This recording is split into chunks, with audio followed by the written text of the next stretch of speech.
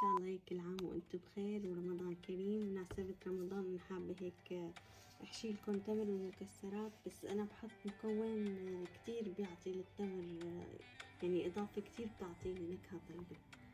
وهلا انا هون حمصت المكسرات وانا بدي كرمل شوية مكسرات، بدي صاير مثل كروكات، بدي احشي يعني عدة اشكال.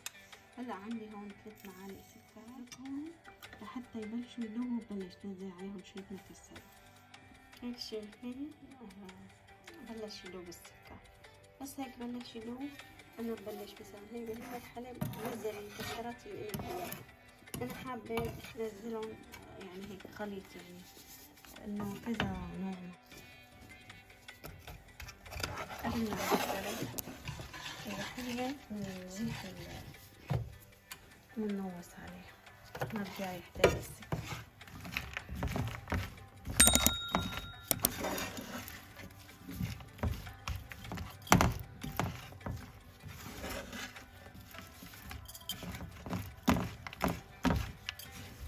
تقريبا أخذت معلقتين من كل نوع من المكسرات.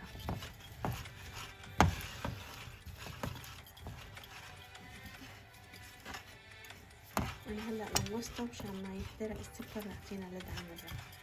يعني هلأ نايس هو على حرارة يعني تقريبا الفرن. بس هيك صاروا معنا، احنا نتركهم على جنب ليبردوا. أنا هلأ طفيتهم الغاز طبعا، نتركهم على جنب ليبردوا ونعمل لهم هيك ضربة من حضرت الطعام، يعني ضربة خفيفة، انه اذا ما بديهم يكونوا كتير بودرة ناعمين، وسط حسب انتم ما بتحبوا يمكن ناعمين هي برضو طبعا. هلا انا ببلش بالحشي العادي بين ما هدول يبردوا.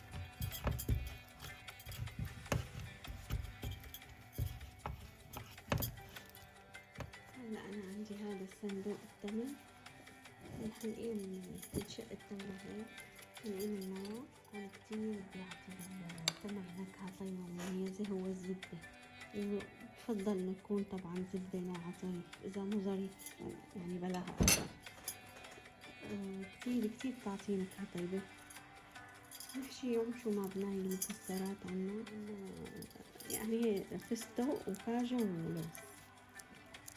نحشيهم بالطريقة مخليها مفتوحة هيك يكون يعني منظرها شيء.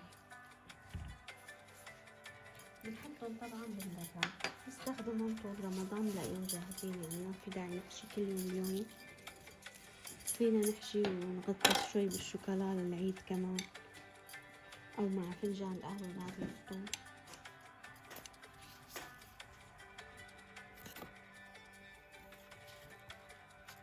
يكون هيك بعد ما تعملوا بالزبدة حطوا لها جوز هند، يكون جوز هند على الحلو، بدكم تضيفوا لها بتاعت مكسرات مثلا كاجو لوز اللي بتحب. كتير كمان جوز الهند كتير طيب للزبدة.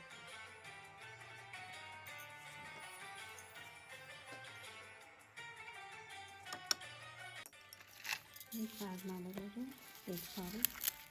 احنا هلا ممكن نكسرهم شوي بايدينا، ممكن نحطهم بكيس تكسروهم مثل محبات الطعام كيف ما بتحبوا. كتير طيبين بالحشو.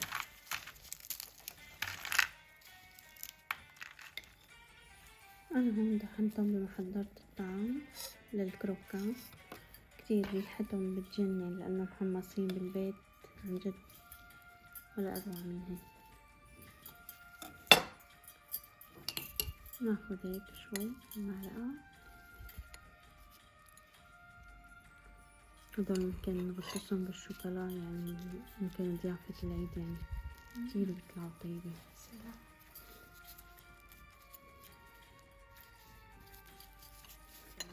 حبات الرز المحمص، الكرانش، حبات الكرانش كتير كمان طيبة. هي أنا بدي أغطسها بشوكولا بيضة كمان، هيك بتطلع كتير طيبة. نقدمها يعني فينا هيك نخليها، فينا نغطسها بشوكولا بيضة. فينا عنا هالخيار كمان، حطلها زبدة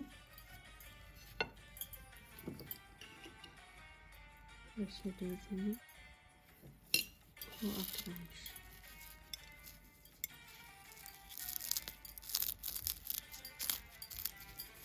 كمان كتير رائع، كمان متوفر عند المكسرات، كتير فكرة لذيذة.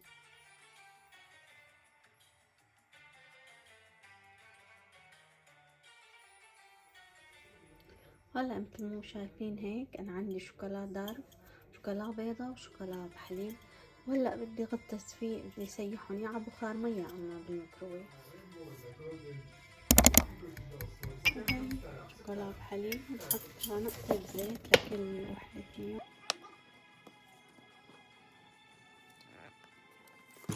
طبعا سيحتهم انا بالميكروويف.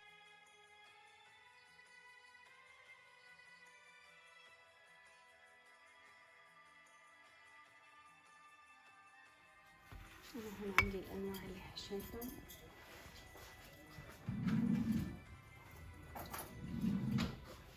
طبعا هدول التمر اللي حشيناه بينحط بالبراد قطعا، يعني إنه في زبدة مشان ما يخرب، وبيطلعوا قبل المغرب بساعة مشان تكون الزبدة طرية وبتاكلوها تحسوا بطعمتها. إذا عم تقرط ما حتحسوا بلذاذتها، بس هيك لما تكون دايبة بتحسوها مثل الكريمة.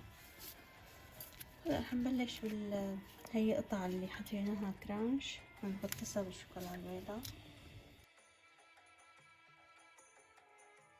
فيكن تغطسوها بس من الجوانب، تخلوا الوش باين مثلا، بترجع لكم يعني. وفيكن تحطوها مثلا على ورق زبدة او الورق نفسه اللي انا فردت منه الشوكولا مثلا، بحطه بلزق. وهي كمان اللي حشيناهم كروكان بعدة اشكال، وبتزينوهم بالطريقة اللي بدكم اياها.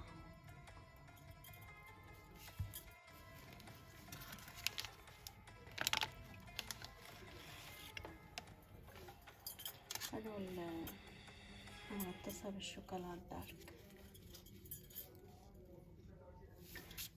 نغطسها نصها بالشوكولا الدارك ونحملها لهنيك على ورق الزبدة، ونحاول نحط لها نص أبيض وهي بقرنتها. ممكن نحطها نص بنص، كاكاو فاتح وكاكاو غامق، يعني عندكم خيارات كتيرة.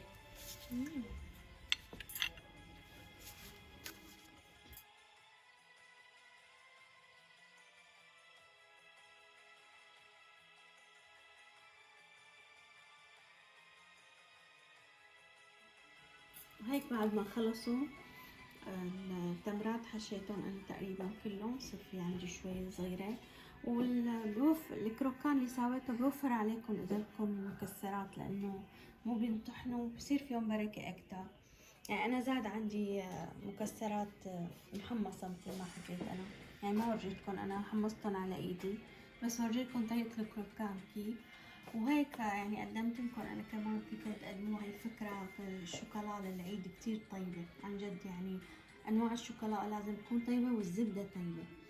مثل ما لكم شايفين انا حطيتها هون عندي علبة شوكولا، بعد ما بردوا، بعد ما صبيت عليهم شوكولا بردتهم منيح، صفيتهم بهي علبة الشوكولا.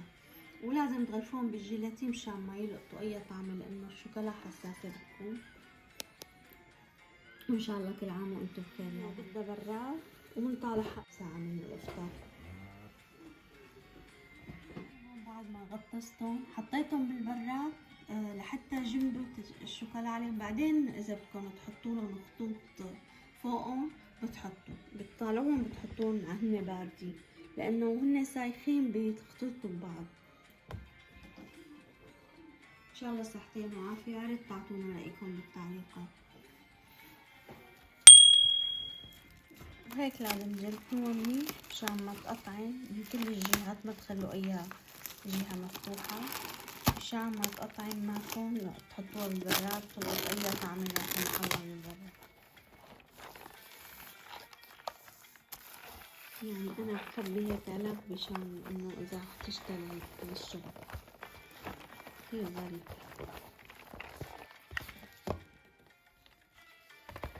والتمرات يعني السائل اللي حشيناهم بنحطهم هيك بعلب، ومحكمة الإغلاق زي ما تكون، ونحطهم بالبراد مع فنجان قهوة كتير طيبين، وإن شاء الله صحتين وعافية.